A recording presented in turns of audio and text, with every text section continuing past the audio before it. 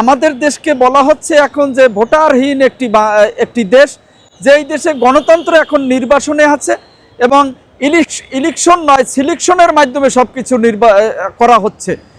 ইলেকশনকে এক ধরনের নির্বাচনে পাঠানো হয়েছে।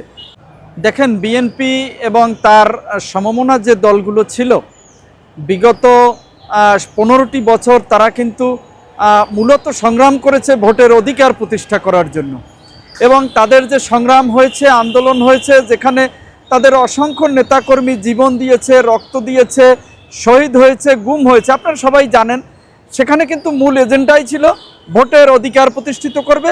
এবং যে বিগত সরকারটি ছিল, যেই সরকারটি আপনারা জানেন যে আমিডামির নির্বাচন হয়েছে, বিনা ভোটের নির্বাচন হয়েছে এবং দিনের ভোট রাতে হয়েছে। সে কারণে আমাদের দেশের যে বর্তমান অবস্থা, সেখানে আপনারা জানেন যে যেই তরুণ প্রজন্ম তারা কিন্তু বিগত 15টি বছর ভোট দিতে পারেনি। এবং ভোটের যে আমাদের দেশকে বলা হচ্ছে এখন যে ভোটারহীন একটি দেশ, যেই দেশে গণতন্ত্র এখন নির্বাচনে আছে এবং ইলেকশন নয় সিলেকশনের মাধ্যমে সব কিছু করা হচ্ছে। ইলেকশনকে এক ধরনের নির্বাচনে পাঠানো হয়েছে। সেখান থেকে উত্তরণের জন্য বিএনপি এখন জনগণের ম্যান্ডেট নিয়ে যদি তারা রাষ্ট্র পরিচালনার দায়িত্ব পায় তাহলে তারা রাষ্ট্র পরিচালনা করবে। কোনো একটি রাজনৈতিক দলের মূল লক্ষ্য উদ্দেশ্যই থাকে তার রাষ্ট্র পরিচালনার দায়িত্বে আসা।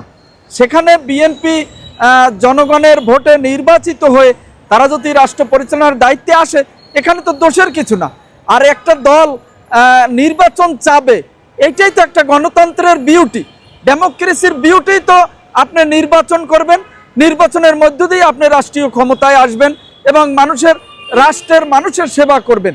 যেখানে আপনারা দেখেছেন অতীতে গণতন্ত্র, আইনের শাসন, ন্যায় বিচার, মানুষের অধিকার সকল কিছু একটি অনুপস্থিত ছিল।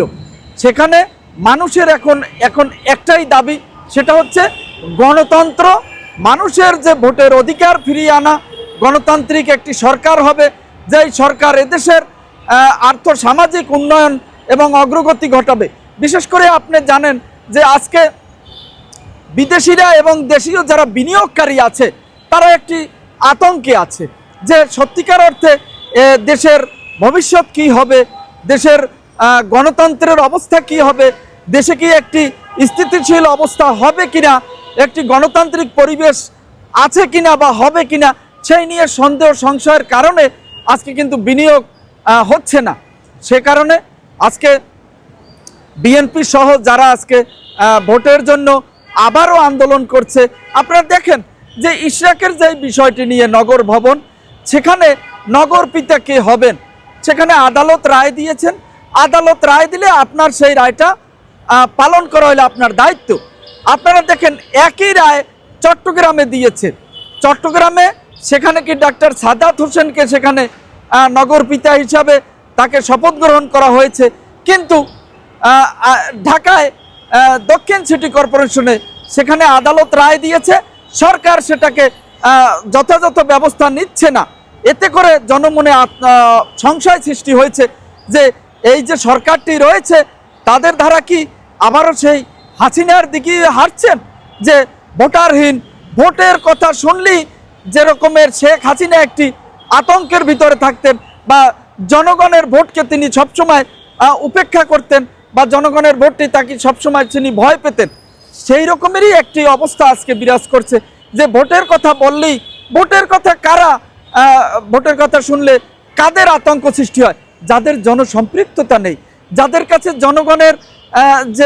জনগণের ভিত্তি নেই, জনগণ যারা প্রত্যাখ্যিত, তারা ভোটের কথা শুনলেই তাদের কাছে আতঙ্ক বিরাজ করে এবং জনগণ তাদেরকে প্রত্যাখ্যান করবে। এখন সবাই জানে যে ভোট অবাধ, সুষ্ঠু, নিরপেক্ষ নির্বাচনের জন্য আপনারা আন্দোলন করেন, যে ভোটটা সুষ্ঠু হবে কিনা, ভোটটা জনগণের ম্যান্ডেট, জনগণ কি সঠিকভাবে তার নেতা নির্বাচন করতে পারবে কিনা। এবং আজকে দেখেন আপনি জাতীয় নির্বাচনে আজকে সংসদ অনুপস্থিত, আজকে স্থানীয় সরকারগুলো তারা সেবা পাচ্ছে না।